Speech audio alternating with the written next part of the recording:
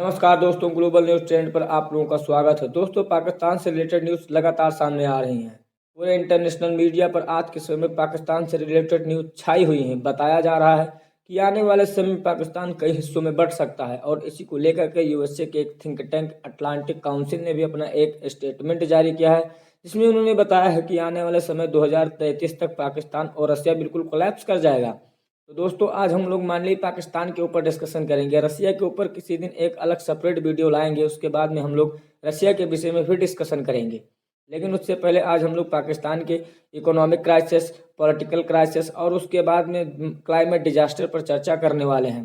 दोस्तों, बने रहिए हमारे साथ, बहुत कुछ सीखने को मिलेगा। तो दोस्तों, पाकिस्तान पिछले 30 सालों की सबसे खराब इकोनॉमिक स्थिति पर खड़ा हुआ है। पाकिस्तान के पास अगले 3 हफ्ते के पास इम्पोर्ट का पैसा बचा है और ऐसे में लग रहा है कि पाकिस्तान का द एंड होने वाला है। पाकिस्तान पिछले 75 सालों से एक भिखारी की तरह पेश आ रहा है। ऐसा मैं नहीं कह रहा हूँ, ऐसा उन्हीं के देश के प्राइम मिनिस्टर शहबाज शरीफ का कहना है। तो आज पाकिस्तान की वर्तमान स्थिति को पूर्ण रूप से हम एक्सप्लेन करेंगे, बने रहिएगा हमारे साथ। पहला पॉइंट हम लोग समझेंगे, why Pakistan is begging for help. आपने कुछ महीने पहले एक वीडियो देखा होगा जिसमें पाकिस्तान के एक मिनिस्टर लोगों को सलाह दे रहे हैं कि आप लोग चाय पीना कम कर दें। मैं ये भी कौम से अपील करूंगा कि हम चाय की एक एक प्याली, दो दो प्यालियां कम कर दें, क्योंकि जो चाय हम इंपोर्ट करते हैं वो भी हम उधार लेकर इंपोर्ट करते हैं। आज के समय में पाकिस्तान के पास इतना पैसा नहीं है कि वह चाय को भी इंपोर्ट कर सके। पाकिस्तान में एसेंशियल चीज़ों के दाम लगातार बढ़ते जा रहे हैं। इन्फ्लेशन यूजुअली जो 4 से 6% देखने को मिलता है, वही आज के समय पाकिस्तान की कई जगहों पर 30% तक पहुंच गया है। यानी जो सामान पिछले साल 100 रुपये का मिलता था, वही आज के समय में पाकिस्तान में 130 रुपये तक पहुंच गया है। ऑनियन जैसे कॉमन चीज जो कि आज के समय में 5 गुना दामों पर पहुंच गई हैं। शॉपिंग मॉल और मार्केट को इंस्ट्रक्शन दिए गए हैं कि 8:30 बजे तक बत्तियां बंद कर दें, क्योंकि पाकिस्तान में आज के समय में इलेक्ट्रिसिटी खत्म हो रही है। पाकिस्तान की एम्बेसी की एक प्रॉपर्टी जो कि यूएसए में स्थित थी, उसको अब जाकर पाकिस्तान बेचने वाला है, ताकि इससे कुछ पैसा मिल सके और इससे पाकिस्तान में लोगों की हेल्प किया जा सके। Second point, reasons for economic crisis.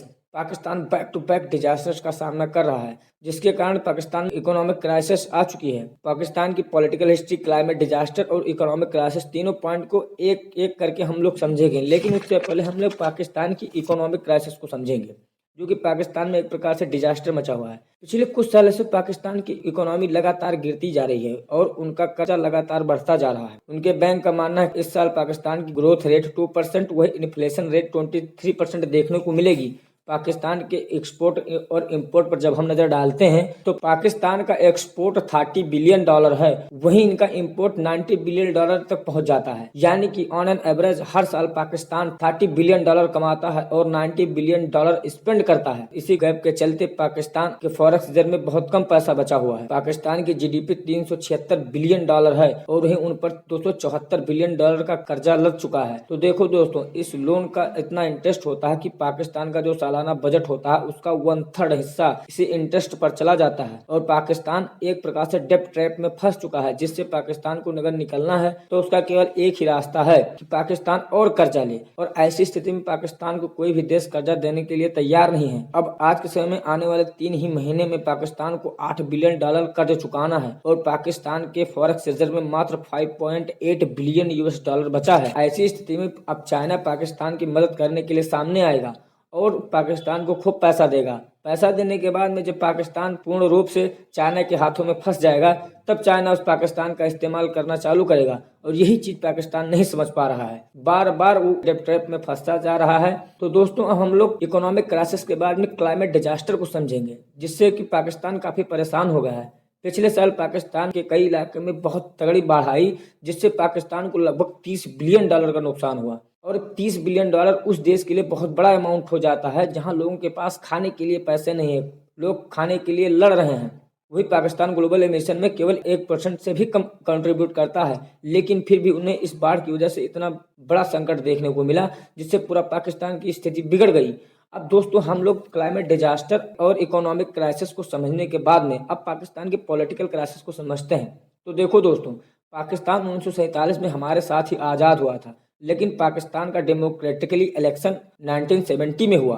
उसके बाद से लेकर के आज तक पाकिस्तान में 29 प्राइम मिनिस्टर देखे गए हैं, लेकिन किसी भी प्राइम मिनिस्टर ने अपना पूरा काम पूरा नहीं किया गया है। उनको इधर करप्शन के चार्ज के द्वारा हटा दिया गया है या तो मिलिट्री द्वारा हटा दिया गया है। ऐसी स्थिति में आप लोग ने देखा ही होगा कि पिछले साल इमरान खान की सरकार ऐसी गिरी जिससे पाकिस्तान में एक प्रकार से हलचल मच गया, और आपने देखा होगा कि पाकिस्तान के प्रधानमंत्री इमरान खान ने अपने पद से इस्तीफा दे दिया। हुआ कुछ ऐसा दोस्तों कि पाकिस्तान के अपोजिशन लीडर शहबाज शरीफ ने 7 पार्टियों के साथ मिल करके पाकिस्तान की संसद में एक non confidence motion Imran Khan के सामने रख दिया, जिससे इमरान खान की सरकार गिर गई और ऐसी स्थिति में इमरान खान को अपने पद से इस्तीफा देना पड़ा। तो पाकिस्तान में आज के समय में ऐसे पॉलिटिकल क्राइसिस हुए जिसमें पाकिस्तान में इमरान खान के ऊपर कई हमले भी हुए हैं। पाकिस्तान ने इसका आरोप अपने विपक्षियों के ऊपर लगाया, लेकिन इस बात को स्पष्ट रूप से सामने नहीं रखा गया। तो पॉलिटिकल क्राइसिस में और पाकिस्तान के प्रोविंस में भी पॉलिटिकल क्राइसिस मचा हुआ है। जैसे आप लोगों ने गिलगित बाल्टिस्तान में भी देखा ही होगा कि लगातार वहाँ प्रोटेस्ट चल रहे हैं। लोगों की डिमांड है कि गिलगित बाल्टिस्तान को पाकिस्तान का एक प्रोविंस बनाया जाए। दोस्तों, जैसा आप लोगों को पता ही होगा कि आज के समय पाकिस्तान के 4 प्रोविंस हैं, पंजाब और सिंध, साथ साथ खैबर पख्तूनख्वा और बलूचिस्तान।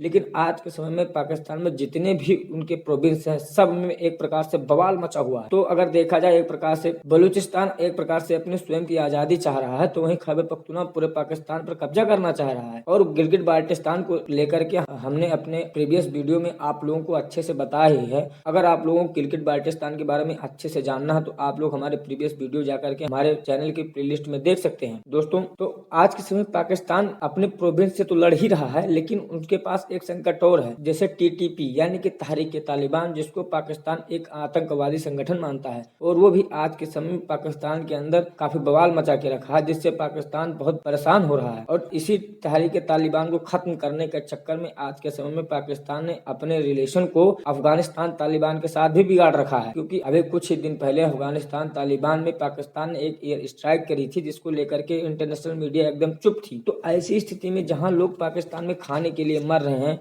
वहां अभी भी पॉलिटिकल बार बार उठ रहे हैं। और जब पाकिस्तान अब एक प्रकार से कर्ज में डूबा हुआ है, तो पाकिस्तान ने यूएन के सामने अपनी गुहार लगाई कि हमको कहीं से कुछ पैसा दिलवाइए। ऐसी स्थिति में यूएन ने अपने एक कॉन्फ्रेंस में पाकिस्तान को बुलाया और वहां इंटरनेशनल कम्युनिटी के सामने पाकिस्तान को बताया कि ये बेचारा एक प्रकार से कर्ज में डूबा हुआ है, इसके पास खाने का पैसा नहीं है, लोग मर रहे हैं, एनर्जी खत्म हो चुकी है। तो इन सब चीजों को देखते हुए इंटरनेशनल कम्युनिटी के कई देश जैसे चाइना, यूएसए, फ्रांस ने अपनी तरफ से पाकिस्तान को कुछ पैसे दान में दे दिए। इस्लामिक डेवलपमेंट बैंक ने, वर्ल्ड बैंक ने, ऐसे करके कई लोगों ने पाकिस्तान की मदद की है। अब हम लोग दोस्तों देखेंगे इसके इम्पैक्ट ऑन इंडिया, इस सब चीजों का इंडिया के ऊपर क्या इम्पैक्ट पड़ता है। तो देखो दोस्तों, इन सब चीजों का इम्पैक्ट इंडिया के ऊपर ज्यादा पड़ने वाला है नहीं, लेकिन पाकिस्तान में आज के समय जो स्थिति है, जैसे इनका गिलगित बाल्टिस्तान कह रहा है कि हम लोग भारत के साथ भी जा सकते हैं या हम लोग स्वतंत्र भी रह सकते हैं, इससे पाकिस्तान का कोई मतलब है नहीं। तो अब हमारे विदेश मंत्री डॉक्टर एस जयशंकर साहब को यहाँ पर अब देखने की जरूरत है कि भारत की फॉरेन पॉलिसी को कहां ले जाना है, खासकर पाकिस्तान के संबंध में। और वहीं चाइना अब आज के समय में पाकिस्तान के फायदा उठाने का पूरा कोशिश करेगा ताकि भारत के ऊपर इसका एडवांटेज पा सके। तो अगर पाकिस्तान एक प्रकार से फंसता है तो भारत के ऊपर थोड़ा बहुत प्रभाव पड़ेगा, क्योंकि तब चाइना ऐसी स्थिति में इंडिया को काउंटर करेगा और इसका उसको बहुत ही लाभ मिलने वाला है। दोस्तों, अगर ये लेक्चर आप लोगों को पसंद आया हो तो वीडियो को लाइक करें, शेयर करें एवं चैनल को सब्सक्राइब करें। दोस्तों, अगर इससे रिलेटेड कोई अपडेट सामने आती है तो हम आप लोगों के सामने एक बार फिर से उपस्थित होंगे। तब तक के लिए धन्यवाद।